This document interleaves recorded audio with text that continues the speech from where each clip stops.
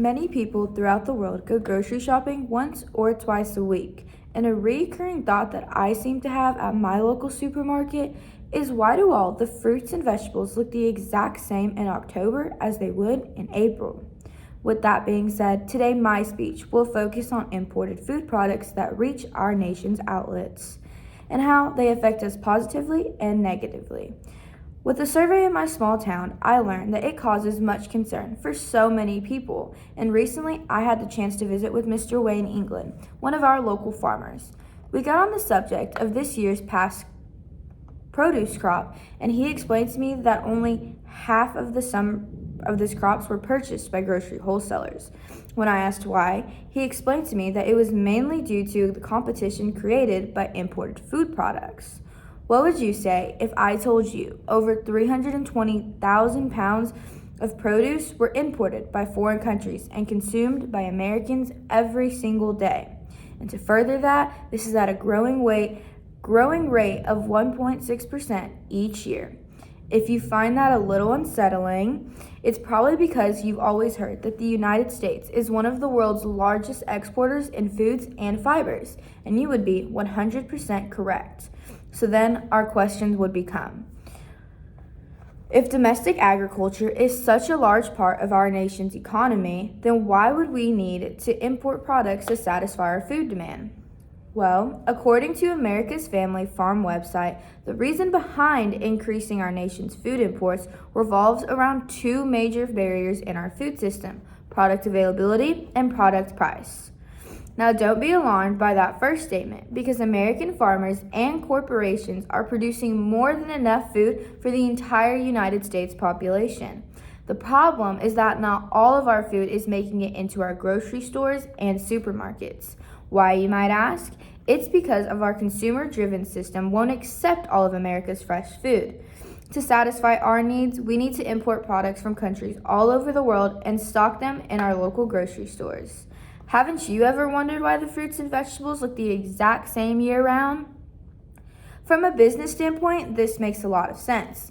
You and I get the products we need available daily at any time and at a reasonable price. However, the situation is slowly putting our American farmers out of business, and even worse, it's greatly jeopardizing our health and well-being. Fox News recently reported that 19% of our nation's total food supply is supplied by foreign countries, many who don't abide by the same safety regulations as the United States.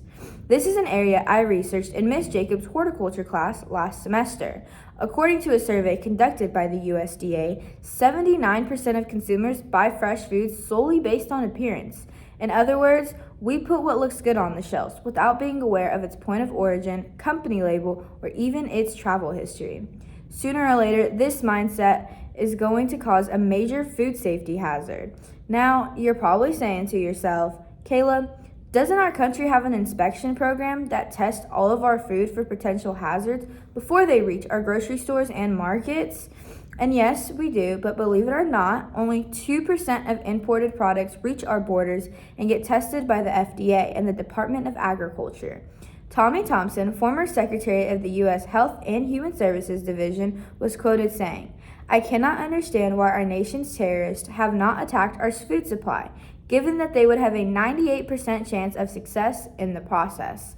Now, if that doesn't raise a little concern to our public, I honestly don't know what will. We all know that in our commercial and industrial fields, the company with the lowest bid often will get the job. Well, the same thing is happening in our food supply. The cost of agriculture products and labor is less expensive overseas, and therefore making both seasonal and non-perishable food products are outsourced to foreign countries, making it a few cents cheaper for those wholesale and retail outlets in America.